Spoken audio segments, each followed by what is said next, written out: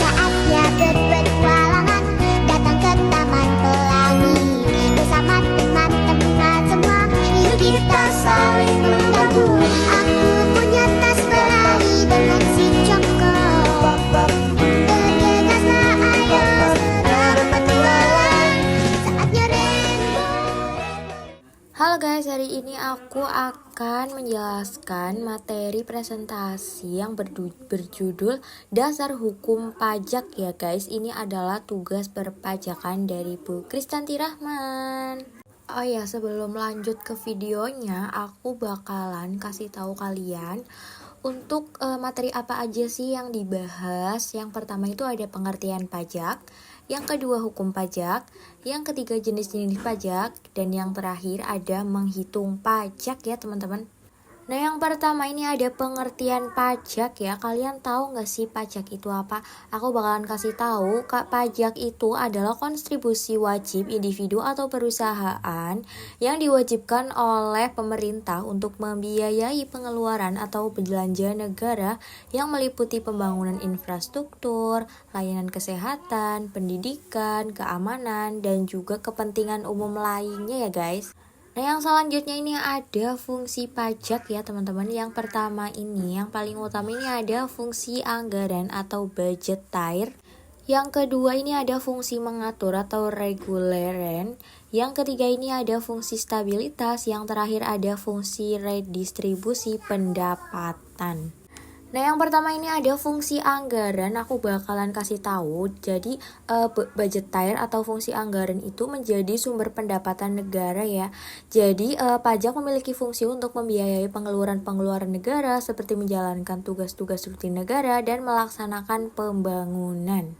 Jadi, pajak yang disetorkan oleh wajib pajak pribadi maupun badan dapat digunakan oleh negara untuk pembiayaan rutin seperti belanja pegawai, belanja barang, pemeliharaan, dan sebagainya. Sedangkan yang berkaitan dengan pembiayaan pembangunan, biaya yang digunakan dapat berasal dari tabungan pemerintah, yaitu penerimaan dalam negeri dikurangi dengan pengeluaran rutin ya teman-teman. Nah selanjutnya ini ada fungsi mengatur ya teman-teman ya. Karena pemerintah dapat mengatur pertumbuhan ekonomi melalui kebijaksanaan pajak. Dengan fungsi mengatur ini, pajak digunakan sebagai alat untuk mencapai tujuan ya teman-teman. Salah satu contohnya adalah dalam rangka meningkatkan angka penanaman modal, baik dalam negeri maupun luar negeri, pemerintah memberikan berbagai macam fasilitas keringanan pajak. Yang ketiga ini ada fungsi stabilitas.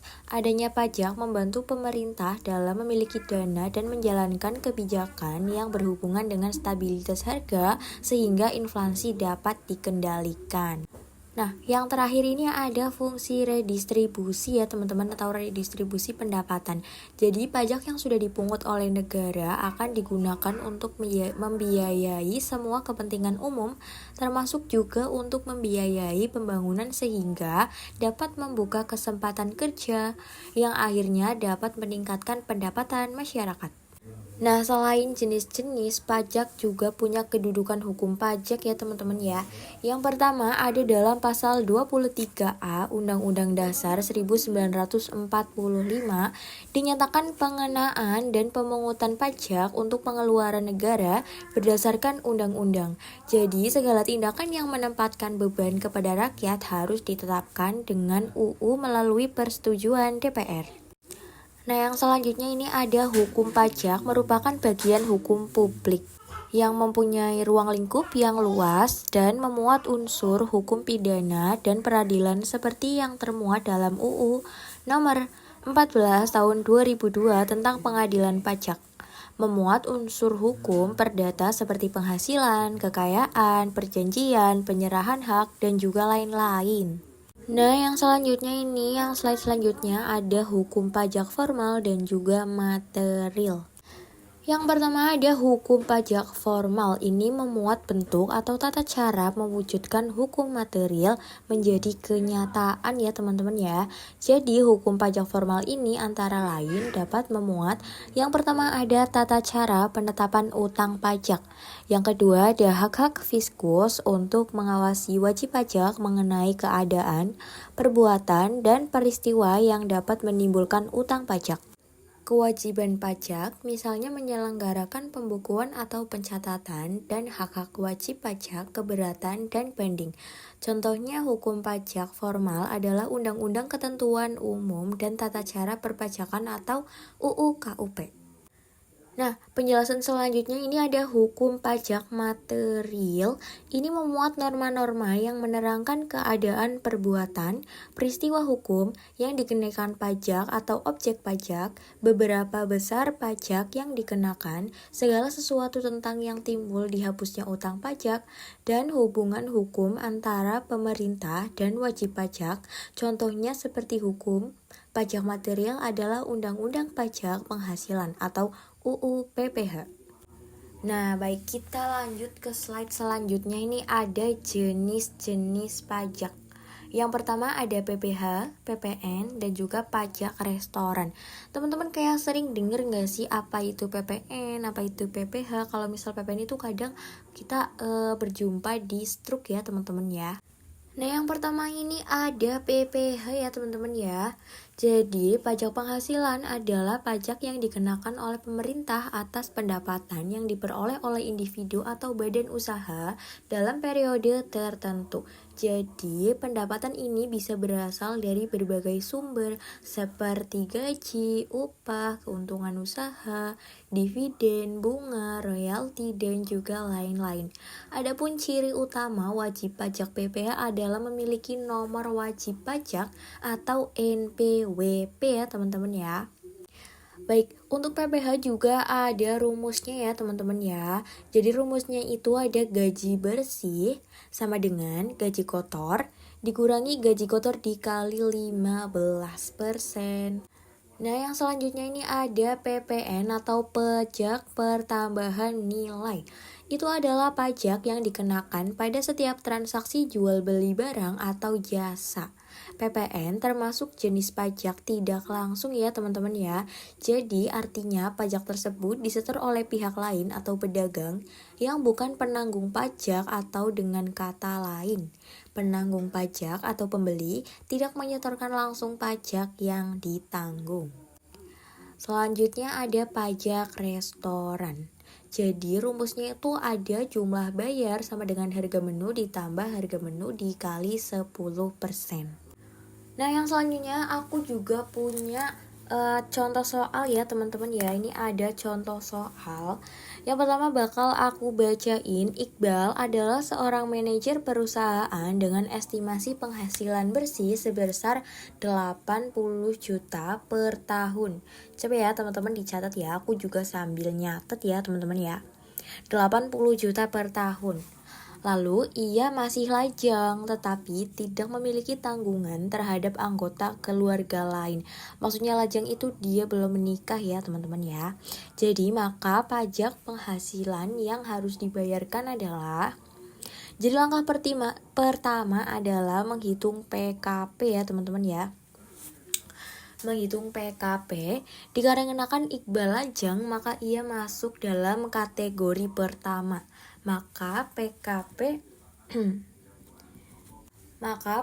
Iqbal itu sebesar penghasilan bersih dikurangi PTKP sama dengan 80 juta dikurangi 54 juta sama dengan 26 juta ya teman-teman ya. Jadi PTKP-nya Iqbal itu 54 juta.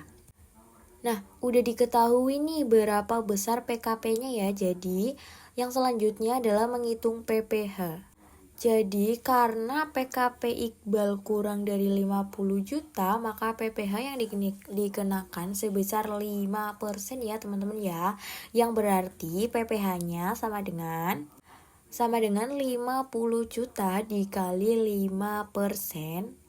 Dan coba di kalkulator hasilnya 2,5 juta ya teman-teman ya. Nah, jika sama dari perhitungan tersebut, maka bisa disimpulkan bahwa Iqbal harus membayar pajak penghasilan sebesar 2,5 juta per tahun ya teman-teman ya. Nah, yang selanjutnya adalah cara hitung pajak restoran. Jadi, dasar pengenaan pajak atau nominal pembayaran yang diterima atau dipungut sesuai dengan struk atau dokumen lainnya yang sejenis. Jadi teman-teman kadang kalau misal habis dari restoran atau dari rumah makan apa, kalian akan mendapatkan struk ya teman-teman ya. Nah itu kadang bukan kadang sih, kayak keseringan itu di bawahnya atau di pojoknya tuh sudah tertulis yang namanya PPN atau termasuk PPN seperti itu. Nah, jadi di sini contohnya itu teman-teman membeli 700.000 ya, teman-teman ya, 700.000 dan tarif ada pajaknya nih, ada pajaknya dan tarif pajaknya itu sebesar 10%. Jadi cara perhitungan pajaknya sama dengan dasar pengenaan pajak dikali tarif pajaknya ya, teman-teman ya. Jadi dasar pengenaan pajaknya itu 700.000 dikali 10% buat tarif pajaknya. Ditotalkan jadi 70.000 ya teman-teman ya. Jadi udah mimin. Jadi udah aku hitungin ini pakai kalkulator. Harga yang harus teman-teman bayarin ini termasuk pajak adalah sebesar 770.000. Ya bener ya teman-teman ya. Jadi ini ada contoh kedua dari aku ya. Contohnya itu teman-teman memungut wajib pajak itu PPN sebesar 11% atas setiap penjualan makanan dan minuman kepada konsumen dengan ketentuan dalam Undang-Undang Nomor 7 Tahun 2021 tentang harmonisasi peraturan perpajakan. Jadi di sini aku contohin misalnya teman-teman menjual makanan seharga 100.000, maka PPN yang harus dipungut itu sebesar 11.000 ya teman-teman ya. 11.000 karena PPN-nya sendiri tuh dia 11% yang menurut undang-undang tentang harmonisasi peraturan perpajakan. Jadi harmonisasi peraturan perpajakan itu terjadi kalau saat end of year EOM EOM pada saat akhir tahun itu kalau nggak salah Desember. Jadi kalau misal dari Desember ke Januari itu masih ada harmonisasi peraturan perpajakan ya teman-teman ya. Nah lanjut tadi teman-teman menjual makanan seharga 100.000, maka PPN yang harus dipungut itu sebesar 11.000 ya. Jadi sehingga total harga yang dibayar konsumen itu tinggal ditambahkan aja jadi 111.000. Seperti itu ya teman-teman ya. Terima kasih.